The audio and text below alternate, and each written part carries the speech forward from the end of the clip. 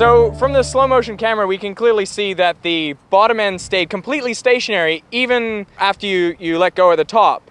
It waited until the whole slinky had collapsed down to the bottom before it itself moved downwards. How do we explain that? The simplest explanation is that the bottom end is sitting there minding its own business with gravity pulling it down and tension pulling it up, equal and opposite forces, no motion at the bottom end until the bottom end gets the information that the tension has changed. And it takes time for that information to propagate down through the slinky to reach the bottom end. So it's propagating down as a compressional wave. And we saw that compression wave travel down, and it has to reach the bottom before the bottom even knows that you've let go at the top. Correct. And that's when it knows to start falling. Correct. Okay, let's pause here for a moment.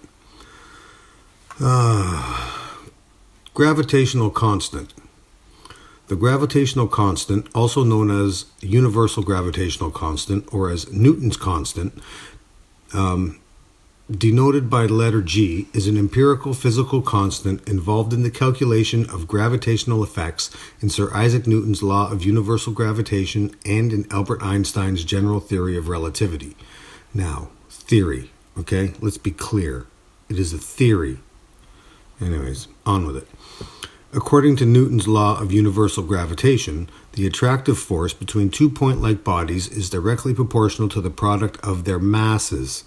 Okay, that's the key word, okay? The masses, the mass of the object is what is attracted.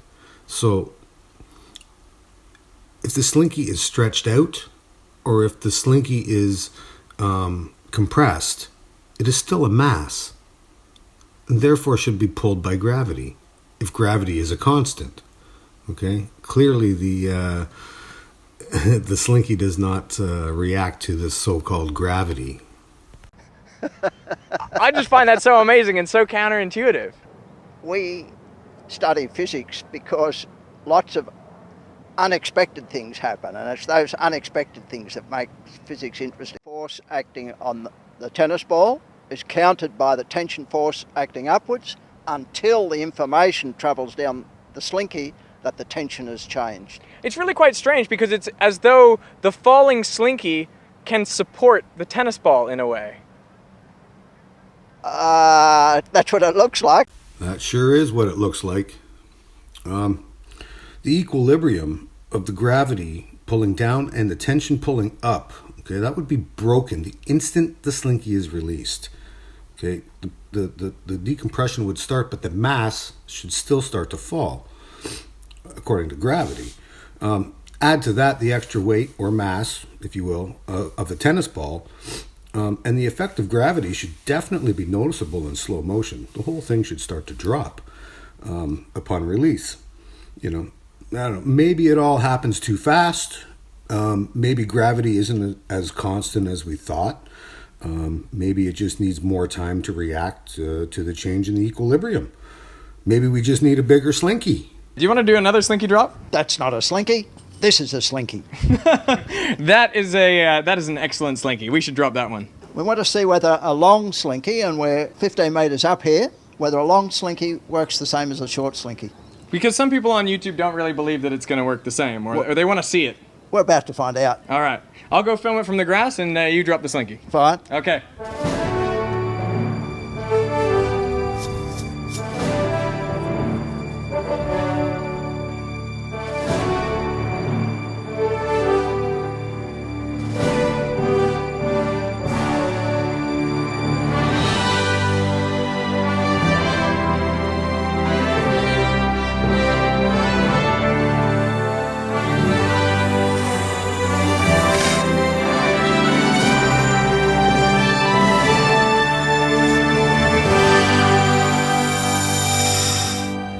Oh, here you go, Rod.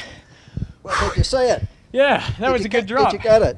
I don't know, I think so. We got to check the cameras. Well, I think it tended to tumble as it got right down to the bottom. I think it's going too fast and tumbling. I think we better do that one again. We got to do it again? Yeah. All right. Well, looks like time is not the problem. Gravity's just lazy, I guess. I mean, even with a monster slinky, the bottom doesn't drop when it's released. I mean, how crazy is that, huh? So, We're going to drop the slinky a second time, but first let's look at another law of physics, okay? The law of motion. Okay, Newton's law of motion. Blah, blah, blah, blah, blah, blah, blah, blah, blah, blah. Okay, Newton's first law. Blah, blah, blah, blah, blah, blah, blah. A bunch of mathematics, and this is what's important here, okay? An object that is at rest will stay at rest unless a force is acted upon it. And again, an object that is in motion will not change its velocity unless a force is acted upon it. But this one here is what's really important, okay? So let's talk about that for a minute. Okay, there's two things that happen here that kind of blow my mind. Pay attention down here at the bottom of the coil, okay? And as this top piece comes down, okay, it's going to compress already here. You'll see. Let's play it through and you'll see for yourself, okay? I'm going to slow it down as it gets there. Now, you see here, it starts to compress. I'll go slowly, frame by frame. Okay? It gets denser and denser and denser and denser and denser. Okay? So that all compresses. Now, as that spring compresses, you would think that it would start to push the bottom down towards the ground, giving gravity that extra boost that it needs in order to do what gravity does, I guess. It's just ridiculous. Watch that tail end from the bottom of the slinky. Watch it whip around as it gets pulled down. And here it comes and whoop, down it goes. So you can see it's not just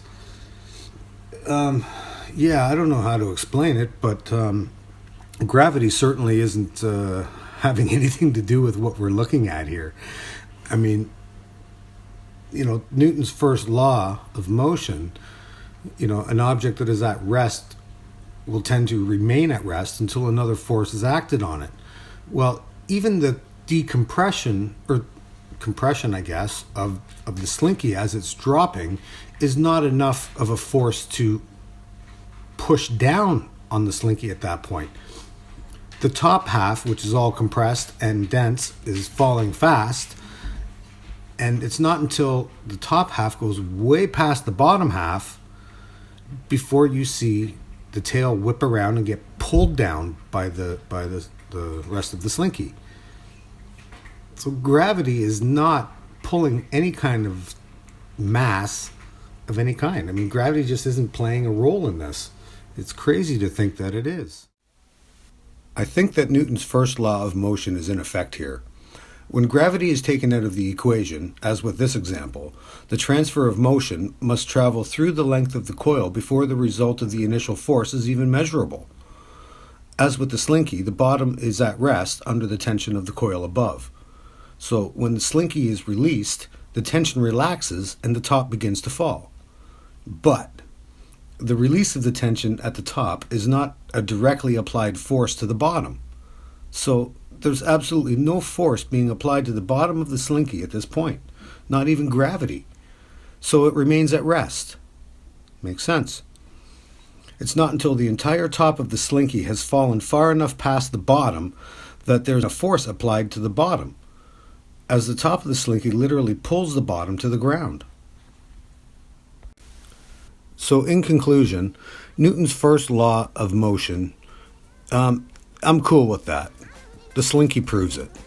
The bottom of the slinky simply doesn't move until there's a force exerted on it. Secondly, there's also no evidence here whatsoever of gravity. Not in any example, not even with an extra weight tied to the bottom of the slinky. There just simply is no evidence of gravity acting on any mass in any of these videos. So, thank you for your time. I hope you enjoyed the video, and I hope you learned something. I certainly did.